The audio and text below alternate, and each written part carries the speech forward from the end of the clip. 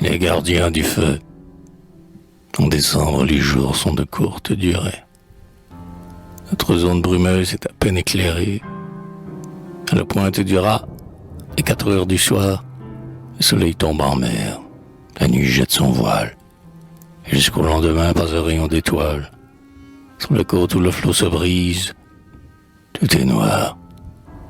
Sur la pointe du rat au bord de la Gironde, écumeur éternelle, partout l'océan gronde.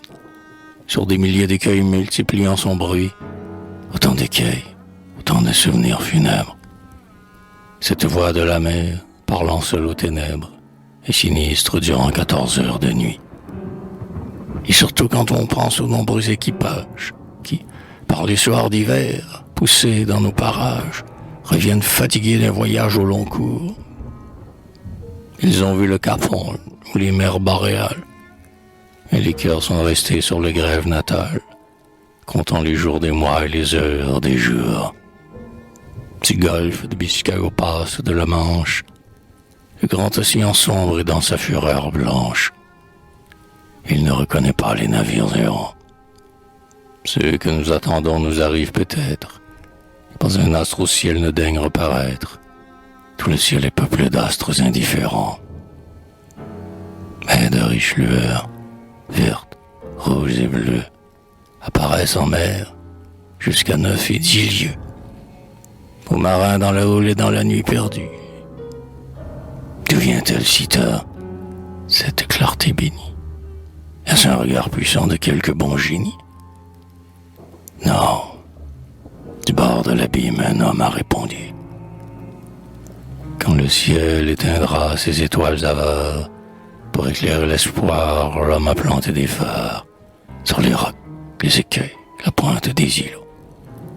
Dès que meurt le soleil, la côte illuminée déploie avec lenteur une large traînée de sa lumière ardente à l'horizon des flots.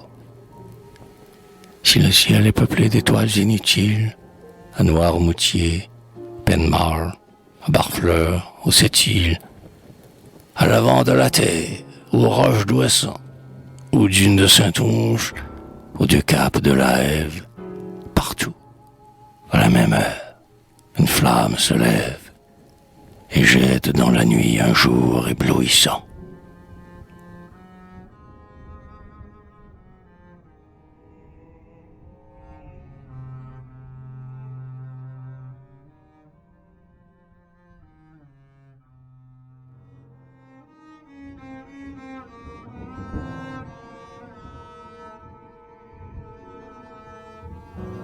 Pour les navigateurs qui s'approchent des côtes, un homme toujours surveille à ses flammes hautes, prisonnier volontaire enfermé dans les tours.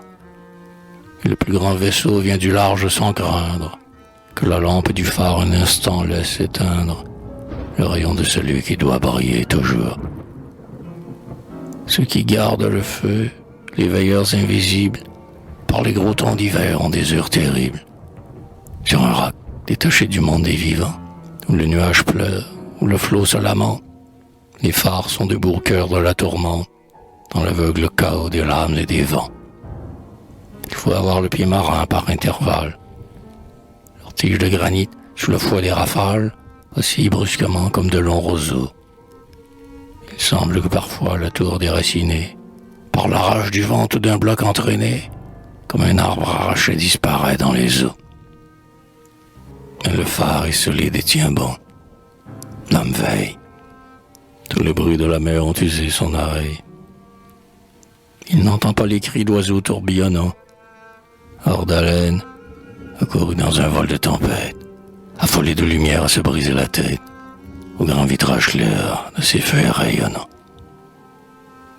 Comme il ne peut rien voir, il ne peut rien entendre, mais l'oreille est au cœur. Il croit à s'y méprendre, reconnaître des voix dans le flot déferlant. Un adieu qui s'éloigne, un long sanglot qui passe.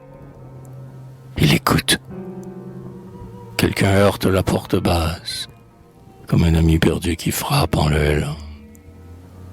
L'étrange illusion du veilleur est si forte qu'il bondit pour descendre sa petite porte, dans le débordement des eaux, prêt à l'ouvrir. Il touche au verrou froid. Il s'apaise.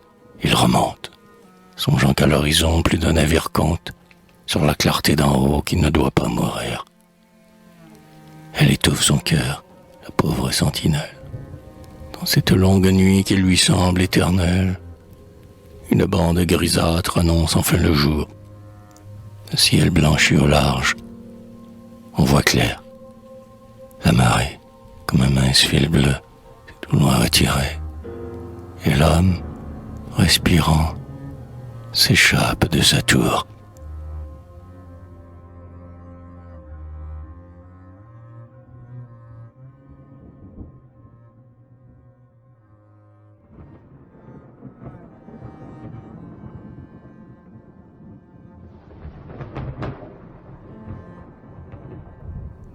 J'aime à penser à vous, lampe si bien gardée, comme au symbole pur des plus saintes idées, que Dieu jette au foyer d'un cœur simple et fervent.